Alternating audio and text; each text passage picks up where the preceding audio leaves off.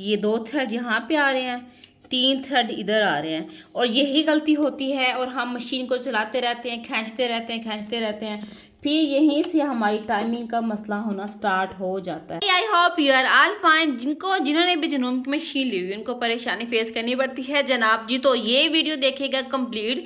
Specially ये video मेरी है बिगनर्स के लिए, जिन्होंने न्यू ये मशीन ली है और स्टार्ट करें, प्रॉब्लम फेस करें हैं। इस वीडियो को ज़रूर देखिएगा। चंद टिप्स आपको बताऊंगी जो आपकी ज़िंदगी में बहुत ज़्यादा आसानियाँ लेके आएंगी। ठीक है जी।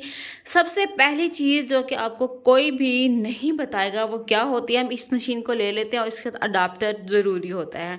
तो आपने सबसे पहला किस चीज़ का आपने ध्यान रखना है, आपने ये देखना है कि आपकी तार अडाप्टर में लगी हुई है। अगर आप कहीं जा रहे हैं तो आपने बकायदा तो उसे मशीन को भी ऑफ़ करना है, अपने अडाप्टर को भी ऑफ़ करना है। ठीक है जी। इसके बाद जैसे ही आपने मशीन अपनी वर्किंग पे लेके आना है, तो अक्सर जो मिस्टेक्स करते हैं ना, वो मिस्टेक क्या होती है कि वो जस्ट उसको ऐसे प्लग इन करते हैं और डायरेक्ट आपकी मशीन चल जाती है। मशीन तो आपकी चल जाती है, लेकिन आहिस्ता आहिस्ता जो बात कहते हैं ना कि लाइट नहीं जल रही, थोड़ा ठहर के जलती है, समझ नहीं आ रही, परेशानी हो रही है, वो इसी वजह से होती है क्योंकि ये हमारा अडॉप्टर होता है ये, ठीक है, 1 टन करके हमारी मशीन को आगे सप्लाई करता है। तो डायरेक्ट आपकी मशीन को बिजली का धचका नहीं लगना चाहिए। ये मेरा अपना पर्सनल एक्सपीरियंस मैं आपको बता रही हूँ, ठीक है ना।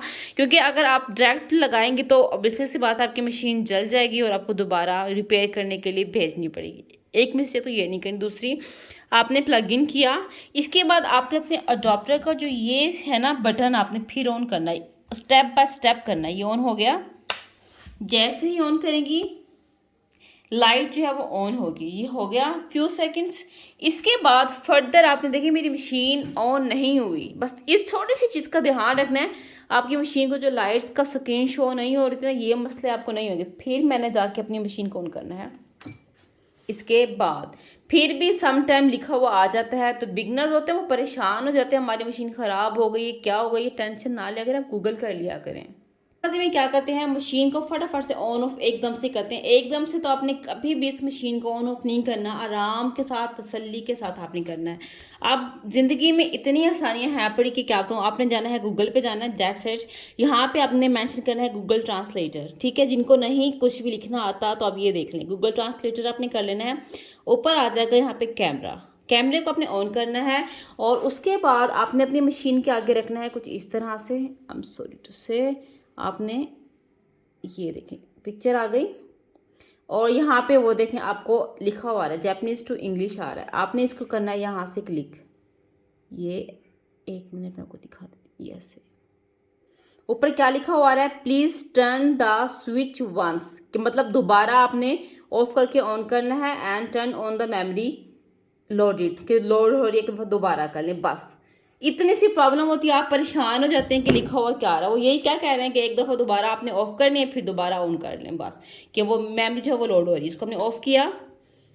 अब आपने फ़ौरन नहीं चलाना, 4 से 5 सेकंड के लिए रुकना है, फिर आपने ऑन करना है। बस इतनी सी गेम है, और आप इतने ज़्यादा परेशान हो जाते, इसलिए कहते हो परेशान नहीं होते। ठीक है, जैसे आप करेंगे नंबर ये आ जाएगा। तो स्टार्टिंग में मुझे किसने कहा था कि जैसे ही चलाएं हर वक्त ये आया होता है, क्योंकि उसका फर्स्ट नंबर ही साइड की नीडल्स का है, तो आपने ये कर देना है, कोई मसला ही नहीं है। ठीक है, एक प्रॉब्लम आपका हो गया सॉल्व। इस चीज़ का बहुत ध्यान रखना है, पहले आपने अडाप्टर में तार लगाने से पहले पहले अडाप्टर आपका होना चाहिए प्लग इन, ये ऑफ हो, आपने ऑन करना है, फिर आपने मशीन डायरेक्ट आपकी मशीन नहीं चलनी चाहिए। ये मेरा पर्सनल एक्सपीरियंस है। जो बाद में कहते हैं कि लाइट नहीं चलती या ऑफ हो जाती है, तो मे बी ये रीज़न बहुत बड़ी हो सकती है। इसके बाद दूसरी बड़ी वजह, इस मशीन को अपने बिला वजह नहीं चलाना। अक्सर मैंने देखा है कि फैब्रिक होता नहीं है, वो ऐसे ही ऑन ऑफ करे होती हैं, और नीचे बॉबन में थ्रेड भी होता है, जिसकी वजह से गुच्छे बन जाते हैं। और फिर जब मशीन को प्रॉपर फैब्रिक नहीं मिलता, तो इसका जो कि शटल होता है ना, ये बहुत सेंसिटिव होता है, वो होता है प्लास्टिक का, और इसके ऊपर नीडल्स हिट करती हैं, फिर थ्रेड ब्रेकिंग का मसला होता है। अब समटाइम जो बिगनर्स होते हैं उन्होंने न्यू मशीन ली होती है, अब वो कह रहे हैं कि हमारा थ्रेड बार बार टूट रहा होता है। वो यूट्यूब पे जाते हैं, वीडियोस देखते हैं, तो छेड़खानी शुरू कर देते हैं। बेसिक वजह समटाइम क्या होती है, आपकी थ्रेड की क्वालिटी अच्छी नहीं होती। ठीक है, बाज़ दफ़ा आपने थ्रेड प्रॉपर नहीं किया होता। ठीक है जी, तो बस थोड़ी सी चीज़ों का ख्याल रखो। तो बाज़ यहाँ तक कि मैंने ये भी देखा होता है कि हम स्टार्ट करते करते हैं हमारा धागा निकल जाता है। अब क्या होता है कि भाई जब भी आपने धागा डालना है ना, आपने इसको प्रेशर फुटबॉल को नीचे रखना है, इस मशीन के साथ ही है, ठीक है ना। फिर आपने धागा डालेंगे ना तो आपका में ज़्यादा नहीं जाएगा। दूसरी बात यह है कि आपका धागा तकरीबन 4 से 5 इंच तक हो पड़ा आगे, इस मशीन के लिए मैं स्पेशली कह रही हूँ।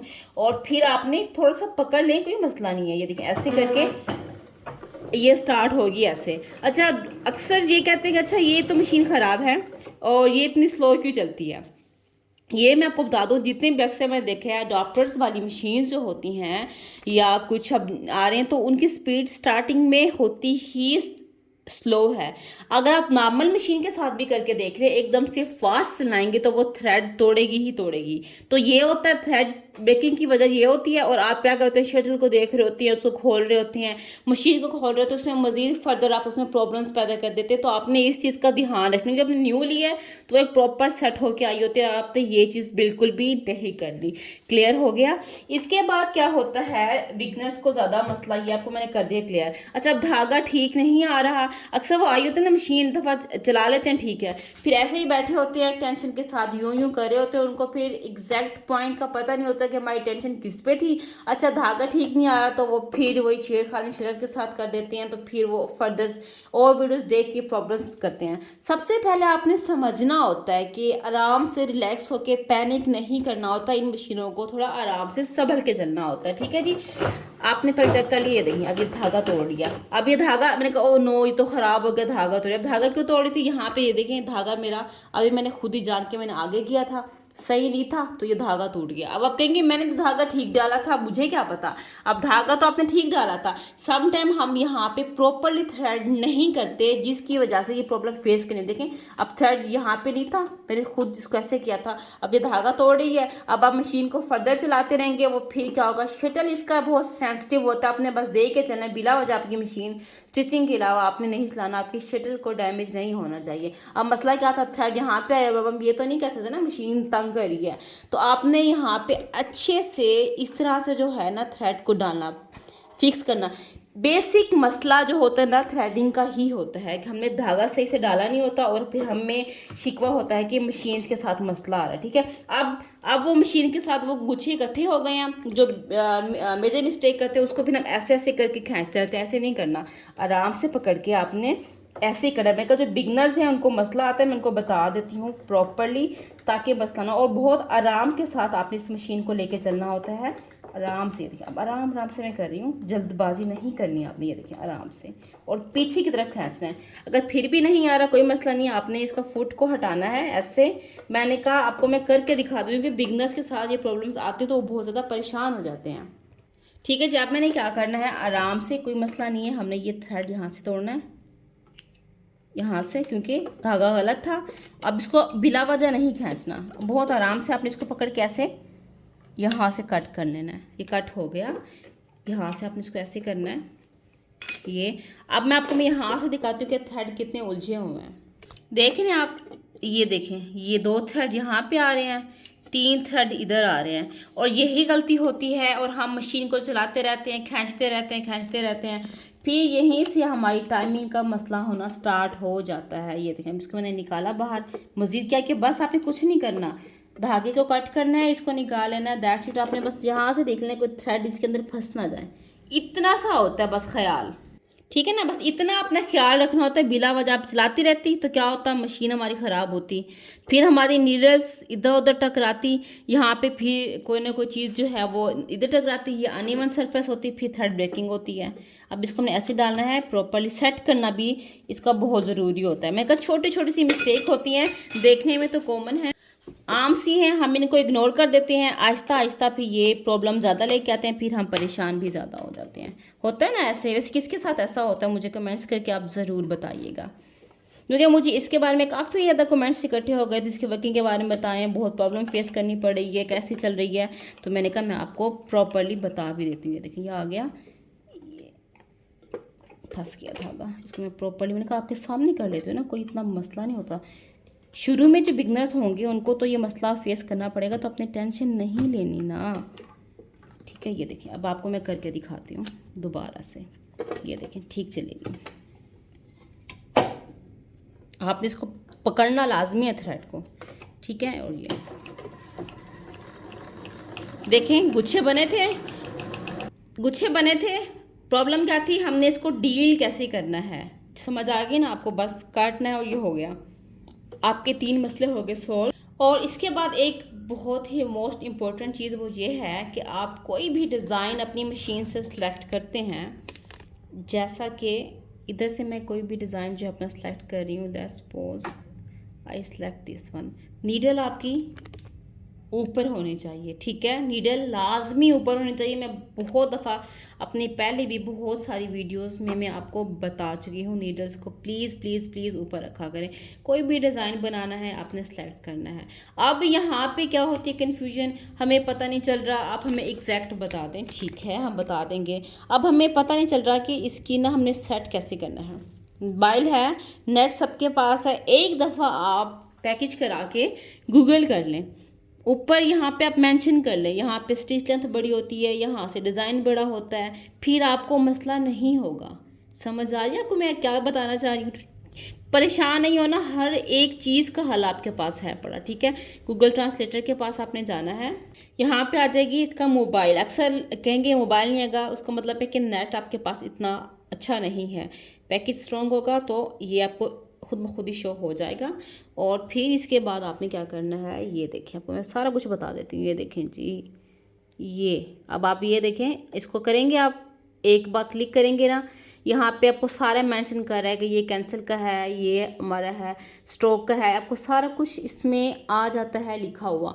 आप बल्कि जिसको भी देखना चाहेंगे उसको आप फिक्स करेंगे ना, ये देखें, इसके बारे में जानना चाह रहे हैं, ये देखें, ये देखें, ये कैंसिल का बटन है, कौन सा, ये कैंसिल का बटन है जो हमें नहीं चाहिए होगा, वो सारा कुछ आपको बता देता है। 1-2 बार आप इसको चेक कर लेंगे ना, ये देखिए वो सारा कुछ बता रहा है, टोटली बता रहा है, तो आपको अब परेशान होने की तो ज़रूरत ही नहीं है। ये सॉरी, अब आपको नज़र आएगा सही से, ये देखें, अब इसको ऐसे करेंगे ना, ये आपको प्रॉपर्ली सारा बता देगा। ये देखें सारा कुछ एक दफ़ा देख लेंगे आपको, फिर आपको सारा कुछ पता चल जाएगा ये क्या कुछ बता रहा है, किस तरह से करना है।